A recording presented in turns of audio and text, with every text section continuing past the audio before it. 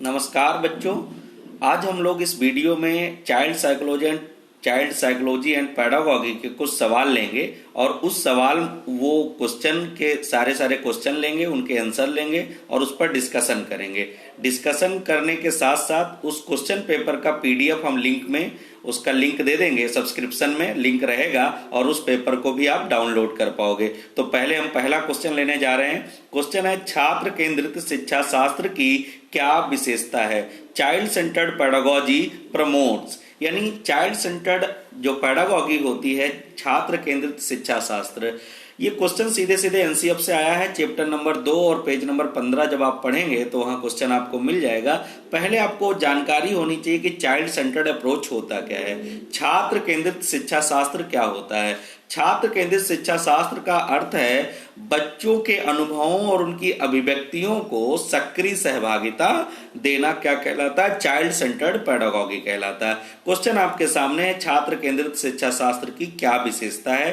पहला, यंत्रवत याद करना, यानी उनको रट्टू तोता बनवा दिया जाए, यानी सब कुछ उन्हें रटा दिया जाए। तो क्या इसमें इसका मीनिंग आ रहा है कि अभिव्यक्तियों और अनुभवों को महत्व। दूसरा है, योग्यता के आधार पर विद्यार्थियों को नामांकित और वर्गीकृत करना।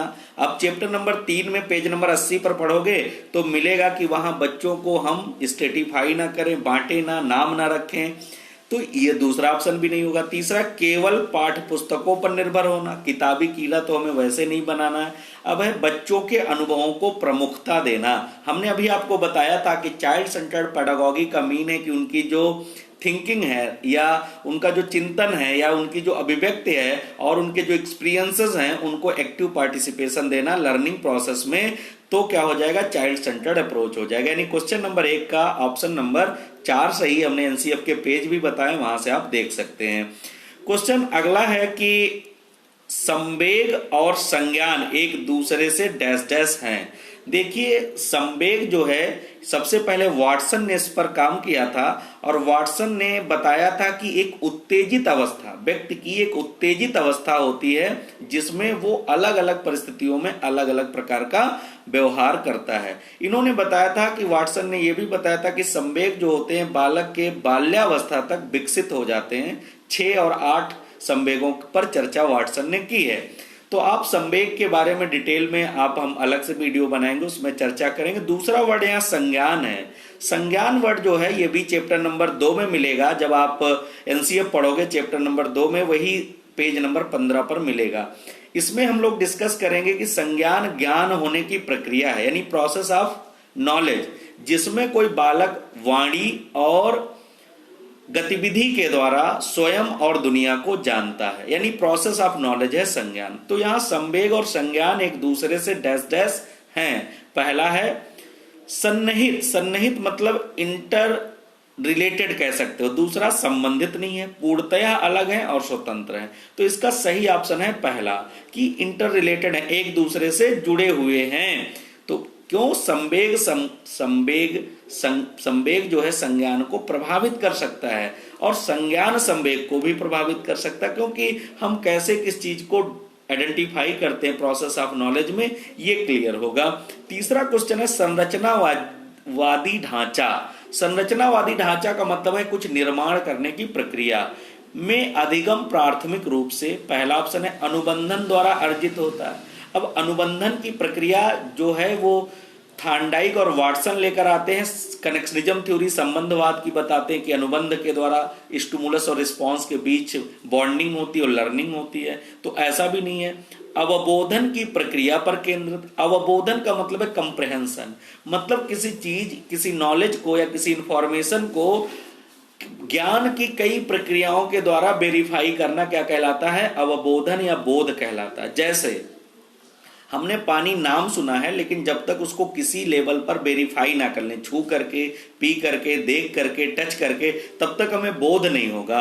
तो अवबोधन की प्रक्रिया पर केंद्रित है। जब भी संरचना तभी बन सकती है जब आप कोई गतिविधि करोगे। तीसरा, यंत्रवत याद करने पर आधारित। रटने पर तो कोई संरचना संभव नहीं है। प्रबलन पर केंद्रित है। हाँ, ये थोड़ा ऑप्शन हो सकता था प्रबलन पर केंद्रित, लेकिन सब कुछ संरचना, पुनर्बलन या रीइंफोर्समेंट पर आधारित नहीं है, क्योंकि प्रबलन के कॉन्सेप्ट को अगर हम देखें तो यहां पर हल की बात आती है और स्किनर की बात, और ये दोनों क्या है, संबंधवाद से जुड़े हुए हैं। तो क्वेश्चन नंबर जो 3 है इसका दूसरा ऑप्शन सही है। क्वेश्चन नंबर 4 है, अनेक घटनाओं के बारे में बच्चों के द्वारा बनाए गए सहानुभूत सिद्धांतों के संदर्भ में एक शिक्षिका को करना चाहिए। पहला है बार बार याद सहान। अब यहां पर आपको समझना होगा वर्ड, अनेक घटनाओं के बारे में बच्चों के द्वारा बनाए गए सहजानुभूत सिद्धांतों के संदर्भ में एक शिक्षिका को क्या करना चाहिए। सहज अनुभव या सहज आसान तरीके से सीखने की प्रक्रिया कह लें तो ये क्वेश्चन कुछ ऐसा ही है। पहला पॉइंट है बार बार याद करने के द्वारा एक सही सिद्धांत से बदल देना चाहिए, मतलब इतना याद करा दो कि वो कहीं पर खड़े हों और वो आसानी से वो कॉन्सेप्ट डिफाइन कर दे। तो वो रट तो लेंगे मछली जल की रानी है या और डिफरेंट टाइप की ट्विंकल ट्विंकल लिटिल, लेकिन उसका मीनिंग नहीं समझ पाएंगे, उनका अर्थ नहीं जान पाएंगे। तो पहला ऑप्शन गया। यहां प्रतिकूल प्रमाण तथा उदाहरणों को प्रस्तुत करके बच्चों के इन सिद्धांतों को चुनौती देना, ये बड़ा इंटरेस्टिंग है। जैसे कोई चीज समझ तो लेते हैं लेकिन उसी से रिलेटेड एक नया क्वेश्चन पूछ लो, तब अगर उनके कॉन्सेप्ट अच्छे होंगे, उनकी समझ आ गया होगा, तो वो क्या करेंगे, अपनी समझ के हिसाब से उसको सॉल्व करेंगे। अगर वो कॉन्सेप्ट नहीं क्लियर हुआ होगा तो जहां तुम नया क्वेश्चन लाओगे वो फिर फेल हो जाएंगे। तो दूसरा ऑप्शन राइट है। तीसरा, बच्चों के इन सिद्धांतों को अनदेखा करना चाहिए, अनदेखा नहीं करना चाहिए, बच्चों को दंडित करना चाहिए, दंड तो देने नहीं चाहिए बच्चों को। चैप्टर नंबर 4 में पढ़ोगे, जहां अनुशासन वाला टाइटल हमने पढ़ाया, वीडियो बनाया कि अधिक कुटाई करने या वर्बल या नॉन वर्बल पनिशमेंट देने से बच्चों का नुकसान होता है, सेल्फ रिस्पेक्ट खत्म होता है, एजुकेशन के प्रति इंटरेस्ट कम होता है और अपने प्रति उनका सोचने का नजरिया भी चेंज हो जाता है। अगला सवाल है, बच्चों को अधिगम गतिविधियों में भागीदारी करने के लिए लगातार पुरस्कार या दंड का प्रयोग करने से क्या प्रभाव पड़ता है। कह रहे लगातार दंड, और अगर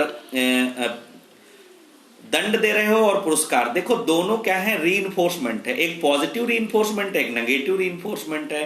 तो इससे प्रभाव क्या पड़ेगा बच्चे की अधिगम प्रक्रियाओं में पार्टिसिपेशन लेने के लिए।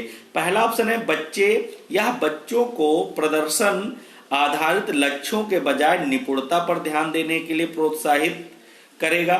दूसरा, अधिगम में बच्चों की स्वाभाविक अभिरुचि तथा जिज्ञासा को कम कर देगा।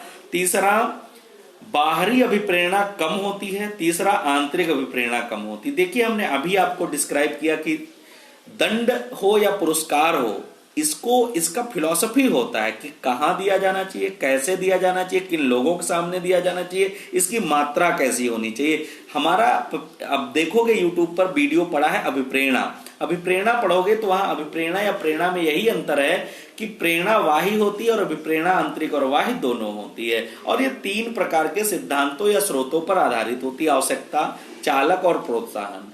चालक महत्वपूर्ण होता है, लेकिन चालक का काम प्रोत्साहन तब करने लगता है जब दे दिया जाता है। प्रोत्साहन पॉजिटिव और नेगेटिव हो सकता है। तो यहां पर जो 5 नंबर क्वेश्चन है उसका सही ऑप्शन है अधिगम में बच्चों की स्वाभाविक अभिरुचि।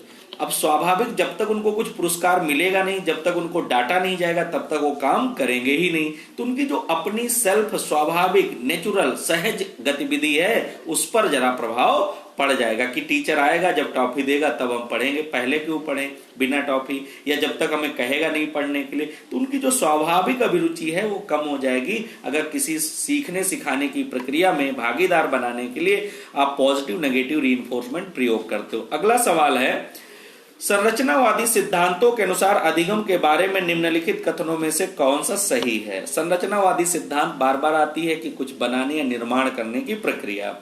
तो पहला, अधिगम आवृत्तीय संबंध के द्वारा व्यवहारों का अनुबंध है। अब ये तो संबंधवाद की बात करते हैं। आवृत्तीय संबंध मतलब जब स्टिमुलस को बार बार रिपीट किया जाए तो क्या होता है उसके अंदर, जैसे हम पावलोव का सिद्धांत लें, अनकंडीशनल स्टिमुलस को कंडीशनल स्टिमुलस पर बार बार रिपीट करने से कंडीशनल रिस्पांस होता है, यानी घंटी बजाकर भोजन देने से कुत्ता सीख लेता है कि घंटी बजाने पर लार आना प्रारंभ होता है। तो पहला ऑप्शन नहीं होगा। दूसरा, अधिगम प्रक्रिया विनियोजन के द्वारा ज्ञान की संरचना की प्रक्रिया है। बिल्कुल, विनियोजन का मतलब है कंस्ट्रक्टिव या इंगेज्ड बिहेवियर कह सकते हो। तो अधिगम सक्रिय विनियोजन के द्वारा ज्ञान की संरचना की प्रक्रिया है। तीसरा, अधिगम पुनर्उत्पादन एवं स्मरण की प्रक्रिया है। ऐसा नहीं है, अधिगम क्या है? व्यवहार का स्थायी परिवर्तन। अधिगम यंत्रवत याद करने की प्रक्रिया है, तो इसमें सही है दूसरा ऑप्शन। अगर चौथा ऑप्शन हो अधिगम यंत्रवत याद करने की प्रक्रिया है, तो इसके आगे आप क्या लिखोगे? आप लिखोगे साइकोलॉजिकल टर्म में, अगर इस चौथे वाले ऑप्शन को अधिगम यंत्रवत याद करने की प्रक्रिया है तो क्या है? बोर्डम, बोरियत वर्ड लिख सकते हो, या पैलेग्यू ऑफ लर्निंग, अधिगम का पठार लिख सकते हो कि जब कोई काम यंत्रवत किया जाता है तो थकान होती है या संज्ञानात्मक वैल्यू शून्य हो जाती, तो इसे अधिगम का पठार कहते हैं। 7 नंबर क्वेश्चन है, विद्यार्थियों को स्पष्ट उदाहरण एवं गैर उदाहरण देने का क्या परिणाम है?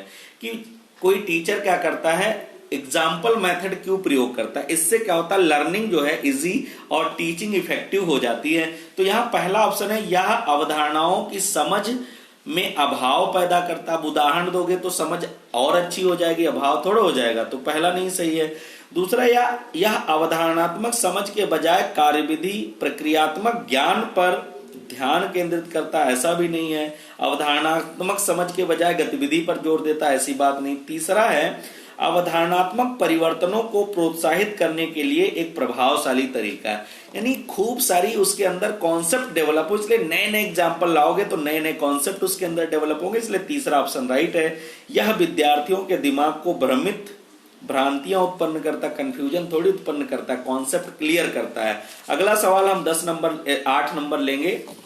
8 नंबर सवाल हमारे सामने है, लिखा हुआ है, एक प्राथमिक विद्यालय की अध्यापिका बच्चों को एक प्रभावशाली समस्या समाधान करता बनाने के लिए किस प्रकार से प्रोत्साहित कर सकती? प्रत्येक टीचर की रिस्पॉन्सिबिलिटी है चाइल्ड सेंटर्ड अप्रोच में कि प्रत्येक बच्चे के अंदर कुछ ऐसी क्षमताओं का विकास करे कि वो समस्या का समाधान करता बन जाए, यानी समस्याओं का वो स्वयं समाधान करे। तो यहाँ एक टीचर है जो बच्चों में ये पोटेंशियल डेवलप करना चाहती। तो पहला ऑप्शन है, गलत उत्तरों को अस्वीकार करके एवं दंडित करके, तो कहीं नहीं होगा। हम किसी के अंदर प्रॉब्लम सॉल्विंग अप्रोच डेवलप करना चाहते हैं तो आपने पढ़ा है चैप्टर नंबर 4 और 3 में कि अधिगम, जो गलतियां हैं अधिगम का हिस्सा होती हैं, तो पहला ऑप्शन नहीं होगा। बच्चों को सहज अनुभूत अनुमान लगाने के लिए प्रोत्साहित करके तथा उसी पर आधारित विचार मंथन करके, यही ऑप्शन सही है। प्रत्येक छोटे कार्य के लिए भौतिक पुरस्कार देकर, और चौथा है केवल प्रक्रियात्मक ज्ञान पर बल एवं महत्व देकर। तो ये सब नहीं सही है, इसमें 8 नंबर सवाल में दूसरा ऑप्शन राइट है।